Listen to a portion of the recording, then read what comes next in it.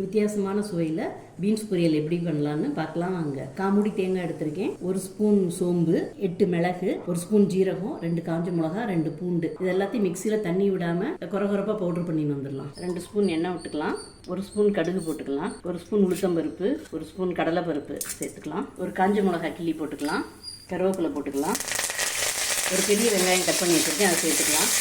வெங்காயம் வதங்கியாச்சு, கட் பண்ணி வச்சுருக்கிற பீன்ஸை போட்டுக்கலாம். 1/4 ஸ்பூன் மஞ்சள்தூள் போட்டுக்கலாம், 1/2 டம்ளர் தண்ணி ஊற்றிக்கலாம்.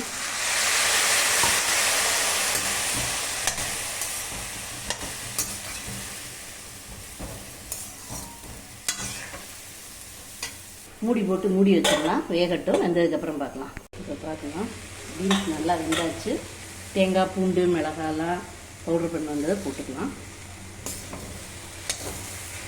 மேலாப்பில் கொஞ்சம் மல்லி இலை தூவிக்கலாம். பீன்ஸ் பொரியல் சூப்பராக ரெடி ஆயிடுச்சு.